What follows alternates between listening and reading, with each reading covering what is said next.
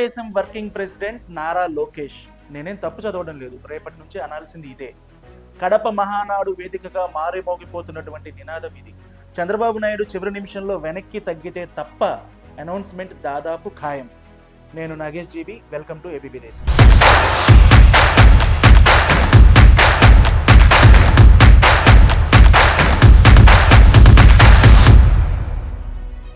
యువగల సారథి పసుపు దళపతి కాబోతున్నారు. తెలుగుదేశం పార్టీ జాతీయ ప్రధాన కార్యదర్శి హోదా నుంచి పార్టీ వర్కింగ్ ప్రెసిడెంట్గా ప్రమోషన్ అందుకోనున్నారు. కడప మహానాడు వేదికపై నుంచే దీనిని ప్రకటించనున్నారు. తెలుగుదేశంలో వినిపిస్తున్న మాట ప్రకారం అయితే దాదాపు ప్రకటన ఖాయం. దీనికి రుజువు కావాలంటే మహానాడు పోస్టర్ను ఒకసారి చూడండి.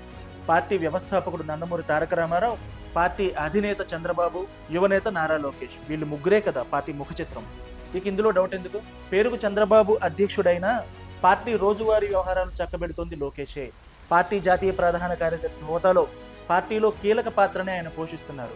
అయితే ఆయనకంటూ ఓ ప్రత్యేకమైన పదవి ఉండాలన్నది నాయకులు, కార్యకర్తల అభిలాష. చంద్రబాబు యాక్టివ్గా ఉన్నంత కాలం ఆయనే పార్టీ అధ్యక్షుడిగా ఉంటారు, ఇందులో ఎవరికీ సందేహం లేదు. అందుకే అలాంటి తరహా పోస్టు మరెవ్వరికీ లేనటువంటి హోదా నారా లోకేష్కు దఖలు పరచాలన్నది పార్టీ క్యాడర్ కోరిక. అందుకోసం జాతీయ వర్కింగ్ ప్రెసిడెంట్ పదవిని తెలుగుదేశంలో కొత్తగా సృష్టించనున్నారు. తెలుగుదేశం సుప్రీమో చంద్రబాబు తర్వాత పార్టీపై పూర్తి అధికారం ఉంది నారా లోకేష్ కి అన్న విషయంలో ఎవరికీ ఎలాంటి సందేహం లేదు. తెలుగుదేశంలో జాతీయ ప్రధాన కార్యదర్శి హోదాలో ఆయన ఉన్నారు. ఆయనతో పాటు మరికొందరికి కూడా ఆ హోదా ఉంది. అయినప్పటికీ తెలుగుదేశం పార్టీ వ్యవస్థాపక వారసుడిగా ప్రత్యేక అధికారం, కార్యకర్తల్లో ప్రత్యేక అభిమానం లోకేష్ పై ఉన్నాయి. కార్యకర్తలు ఆమోదించగలిగారు కాబట్టే లోకేష్ ఆ హోదాను పొందగలిగారు. అయితే లోకేష్ ఆయాచితంగా పార్టీ పదవిని తీసుకోలేదు. వారసత్వంగా పెద్ద పదవి వచ్చిందేమో కానీ ఆయన మాత్రం 14 ఏళ్లుగా పార్టీ కోసం కష్టపడుతూనే ఉన్నారు. పార్టీ నిర్మాణం దగ్గర నుంచి ఎన్నికల ముందు యువగలం వరకు తన వంతు కంట్రిబ్యూషన్ పార్టీకి అందించారు. నారా లోకేష్ చంద్రబాబుకు వంశ పారంపర్య వారసుడే కాదు, రాజకీయాల్లో కూడా ఆయన్ను వంట పట్టించుకున్నారు. ఎలాగంటే తెలుగుదేశం పార్టీని ఎన్టీఆర్ స్థాపించిన, పార్టీ నిర్మాణాన్ని చూసుకుంది మాత్రం చంద్రబాబే. పార్టీ కేడర్ నిర్మాణం మొదలు పటిష్టమైనటువంటి కమిటీలతో బూత్ లెవెల్ వరకు పార్టీని విస్తరించడంలో చంద్రబాబు కృషి ఉంది. పార్టీ సభ్యత్వాన్ని కంప్యూటరీకరించినటువంటి తొలి పార్టీ తెలుగుదేశం, దానికి నాంది పలికింది చంద్రబాబు. అదే పరంపరను కొనసాగించిన వాడు లోకేష్. కార్యకర్తల సంక్షేమ నిధిని ప్రారంభించి దానిని నిర్మాణాత్మకంగా మలిచారు. తెలుగుదేశం పార్టీ సభ్యత్వాలు ఈ ఏడాది 1 కోటి దాటాయి. ఓ రీజనల్ పార్టీకి 1 కోటి మంది సభ్యత్వం రావడం ఇదే తొలిసారి. కేవలం 45 రోజుల్లోనే ఈ ఫీట్ను సాధించడం ద్వారా తెలుగుదేశం పార్టీ రికార్డు సృష్టించింది. అలాగే పార్టీ కార్యకర్తల కోసం జీవిత బీమాను ప్రవేశపెట్టింది కూడా లోకేషే. ఈ ఏడాది కార్యకర్తల కోసం ఏకంగా 49 కోట్ల బీమాను పార్టీ ప్రీమియంగా కట్టింది. ప్రమాదాల్లోనో లేక సహజంగానో చనిపోయినప్పుడు పార్టీ నుంచి వచ్చేటువంటి ఆ మొత్తం పార్టీ కార్యకర్తల్లో కొండంత భరోసాను నింపింది. కార్యకర్తల్లో లోకేష్ ఇమేజ్ పెరగడానికి ఈ స్కీమ్ ముఖ్య కారణం.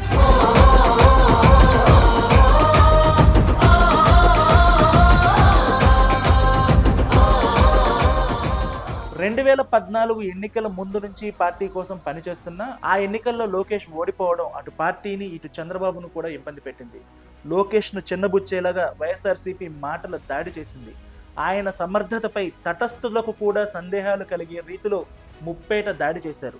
సినిమాల్లో ట్రోల్ చేశారు. కానీ వీటన్నింటినీ తట్టుకొని ఓడిపోయిన చోటే గెలుస్తానని చెప్పి మంగళగిరిలో తిరుగులేని మెజారిటీ సాధించారు లోకేష్. నాయకుడుగా ఆయనకు అది తిరుగులేని కిరీటం. అయితే అంతకు ముందే లోకేష్ తన సమర్థతను నిరూపించుకున్నారు.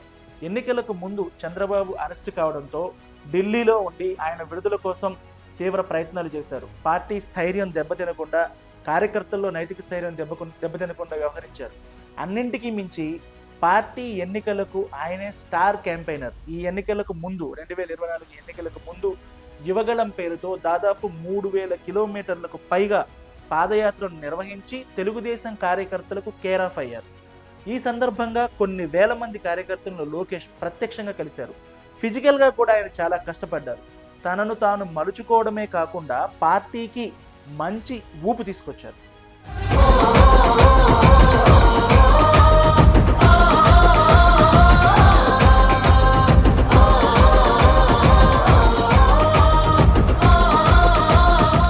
ఇప్పుడు కాకపోతే ఇంకెప్పుడు అని టీడీపీ కేడర్ లోకేష్ కోసం మాట్లాడుతోంది. 2024లో తెలుగుదేశం పార్టీ చరిత్రలోనే అతిపెద్ద విజయాన్ని ఆ పార్టీ పొందింది. 93% స్థానాలను గెలుచుకుంది. లోకేష్ మళ్లీ మంత్రి అయ్యారు. కూటమి కట్టడంతో డిప్యూటీ సీఎం భాగస్వామ్య పార్టీ అధ్యక్షుడైనటువంటి పవన్ కళ్యాణ్కి ఇవ్వాల్సి వచ్చింది. ప్రభుత్వంలో పెద్ద పదవి తీసుకునే అవకాశం లేకపోవడంతో లోకేష్కు ప్రాధాన్యత కల్పించాలని ఆయన ఫ్యాన్స్ అలాగే పార్టీ కేడర్ కూడా డిమాండ్ చేస్తున్నారు.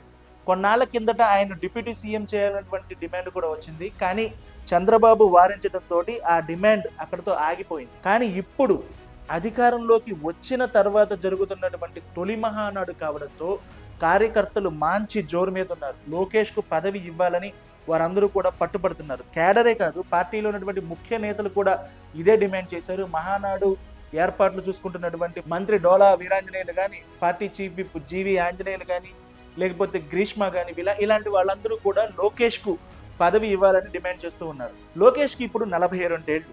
ఇప్పుడు కాకపోతే పదవి ఇంకెప్పుడు ఇస్తారని వాళ్ళందరూ కూడా ప్రశ్నిస్తున్నారు. పైగా జగన్కు ప్రత్యర్థిగా నిలబడాల్సిన వాడు. అలాంటి లోకేష్కు జగన్ గడ్డపై జరుగుతున్నటువంటి మహానాడు ద్వారా ఎలివేషన్ ఇచ్చి తీరాలని వారందరూ కూడా అనుకుంటున్నారు. తెలుగుదేశంలో ఎవరు అవునన్నా కాదన్నా ప్రస్తుతానికి ఉన్న పరిణామాల ప్రకారం లోకేషే తర్వాతి తరం వారసుడు. ఇప్పుడు కాకపోతే ఇంకొన్ని రోజుల తర్వాత అయినా సరే ఆయన నాయకత్వాన్ని ప్రకటించాల్సిందే. దానికి భూమికగా ఇప్పుడు ఆయన వర్కింగ్ ప్రెసిడెంట్గా చేయడం అనేది అవసరం అనే మాట వినిపిస్తోంది. అలాగే ఈసారి మహానాడులో కూడా లోకేష్ తన ముద్ర స్పష్టంగా ఉండేలాగా చూసుకున్నారు. మహానాడు వేదికపై కానీ, మహానాడు ప్రాంగణంలో కానీ ఆయనే హైలైట్గా నిలిచారు. నా తెలుగుదేశం కుటుంబం పేరుతో లోకేష్ మహానాడులో తన విజన్ను ఆవిష్కరించారు. ఎందుకంటే ఆయన ద్వారానే ఒక 6 తీర్మానాలను ప్రవేశపెట్టారు. తెలుగు జాతి కోసం అంటూ 6 శాసనాలను ప్రకటించారు. తెలుగు జాతి విశ్వఖ్యాతి, స్త్రీ శక్తి, యువగళం, పేదల సేవలో, అన్నదాతకు అండగా, కార్యకర్తలే అధినేత అంటూ మొత్తం 6 థీమ్లను తీసుకొని 6 వర్గాలను ఆకట్టుకునేలాగా లోకేష్ స్వయంగా శ్రద్ధ తీసుకొని దీన్ని ఆవిష్కరించారని పార్టీ వర్గాలు చెప్తున్నాయి. దీని ద్వారా తన సందేశాన్ని అందించాలన్నది ఆయన సంకల్పం.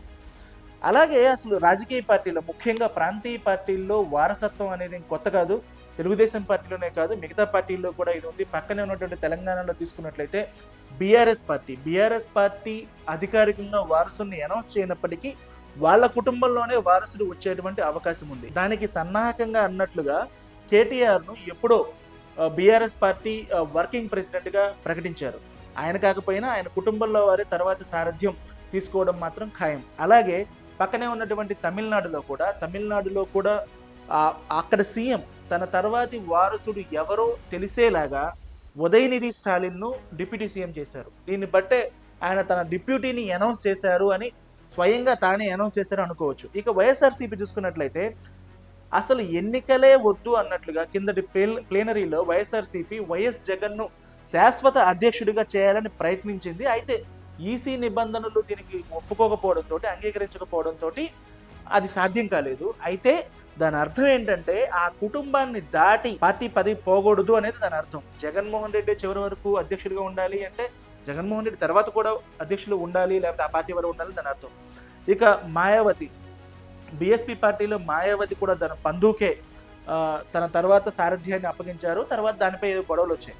అలాగే లాలూ ప్రసాద్ ఆర్జేడీలో కూడా ఆయన తర్వాత వారసత్వాన్ని తన కుటుంబ సభ్యులకు, తన కొడుకులకు అప్పగించారు. ఇక లోకేష్ కు వర్కింగ్ ప్రెసిడెంట్ ఇస్తారా లేదా అనేది కార్యకర్తల్లో చర్చ జరుగుతోంది. కానీ పార్టీ మాత్రం దీనిపై చాలా గుంభనంగా ఉంటుంది. పార్టీ సీనియర్ నాయకులు ఎవరు కూడా దీనిపై మాట్లాడడం లేదు.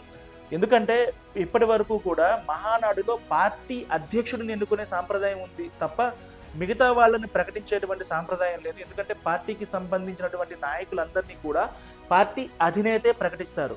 లేదా ఒక పెద్ద పదవి సృష్టించాలంటే పోలిట్ బ్యూరోలో చర్చ జరుగుతుంది. ఒకవేళ దీనిపై పోలిట్ బ్యూరోలో చర్చ జరిగిందా లేదా మహానాడు వేదిక దగ్గరే పోలిట్ బ్యూరోలో ముఖ్య నేతలతో మాట్లాడి దీన్ని ప్రకటిస్తారని చూడాలి. కానీ ఇప్పటి వరకు అయితే జాతీయ పార్టీ అధ్యక్షుడిగా చంద్రబాబు ఉంటే, ఆంధ్రప్రదేశ్ అధ్యక్షుడిగా పల్లా శ్రీనివాసరావు, అలాగే తెలంగాణ అధ్యక్షుడిగా బక్కాని నరసింహులు ఉన్నారు. తెలంగాణ కోసం ఒకప్పుడు వర్కింగ్ ప్రెసిడెంట్గా రేవంత్ రెడ్డిని ప్రకటించారు. ఆ తర్వాత జాతీయ స్థాయిలో వర్కింగ్ ప్రెసిడెంట్ పదవి మాత్రం ఇప్పటిదాకా లేదు. దానిని కొత్తగా సృష్టించాలి, లోకేష్ కోసమే సృష్టించాలి. పార్టీ కేడర్లో జోష్ నింపడం కోసం, తదుపరి నాయకుడిగా లోకేష్ను చాటడం కోసం చంద్రబాబు తన డిప్యూటీని ప్రకటిస్తారా, అనఫిషియల్గా నెంబర్ 2గా ఉన్నటువంటి ఆయన్ను అఫీషియల్గా చేస్తారా అన్నది చూడాలి.